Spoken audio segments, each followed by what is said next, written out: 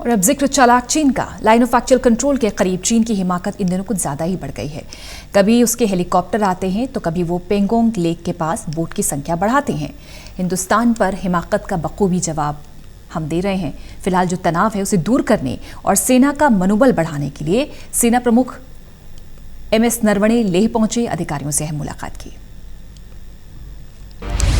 LAC पर चीन की हिमाकत, किस मूड में है आखिर ड्रैगन? लेकिन भारत ने भी की है तैयारी, चीन की हर हिमाकत का देना है करारा जवाब।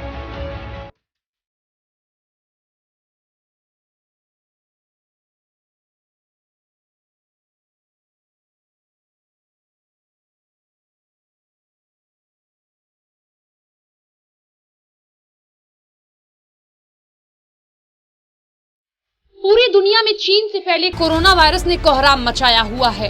पूरी दुनिया इस वायरस की काट ढूंढने में लगी हुई है, लेकिन बावजूद इसके ड्रैगन है कि अपनी हिमाकत से बाज नहीं आ रहा है। इन मुड़ी हुई तारों को देख लीजिए अच्छी तरह, क्योंकि ये भारत और चीन की सीमा है, जिसे कहते हैं लाइन ऑफ एक्चुअल कंट्रोल। वो सीमा जहां एक तरफ चीन की सेना है और दूसरी तरफ भारत के वीर जवान जो 24 घंटे यहां तैनात रहते हैं। लेकिन इन दिनों चीन की हिमाकत और उसकी हरकतें यहाँ कुछ ज्यादा ही बढ़ गई हैं। भारत और चीन की सरहद पर तनाव जारी है। पिछले एक हफ्ते में चीनी सैनिकों की तरफ से भारतीय सैनिकों पर कई हमले करने और हथियार छीनने और उनको हिरासत में लेने की खबर आई है। अब भारतीय सेना ने इन खबरों का खंडन किया है और सेना की ओर से कहा गया है, चीन की ओर से भारतीय जवानों को हिरासत में नहीं लिया गया और न ही उनके हथियार छीने गए हैं। सेना की ओर से इस विवाद पर और कोई आधिकारिक बयान नहीं दिया गया है।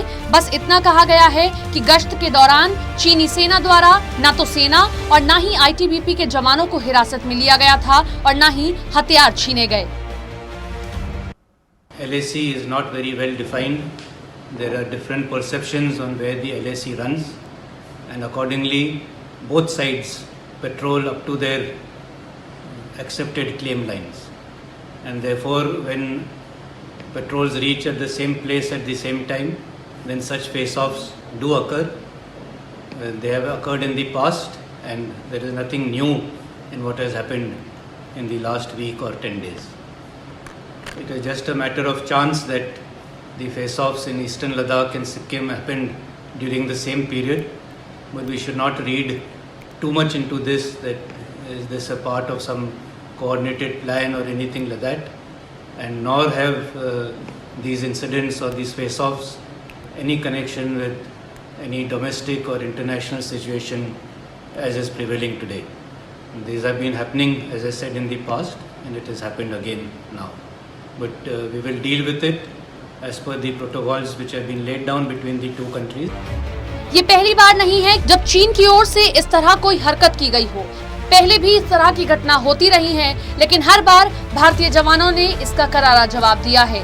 दोनों देशों के बीच सीमा विवाद को लेकर लद्दाख में तनाव बढ़ता जा रहा है। सूत्रों के मुताबिक लद्दाख के पेंगोंग सो झील और गलवा नदी घाटी समेत कुल 3 जगहों पर 300 सैनिकों की तैनाती के साथ चीन ने अपना दावा किया, जिसके बाद भारत ने भी अतिरिक्त सैनिकों की तैनाती की है। सूत्र कहते हैं कि हमारे उपग्रह की निगरानी और खुफिया जानकारी से पता चला है कि चीन ने गलवा नदी के पास भारतीय गश्ती क्षेत्र के पास सैनिकों के लाने ले जाने और सामानों की आपूर्ति के लिए क्षेत्र में कई सड़कों का निर्माण किया है। वहीं दौलत बेग ओल्डी सेक्टर में 81 ब्रिगेड के अधिकारियों और उनके चीनी समकक्षों के बीच बैठकें हो रही हैं।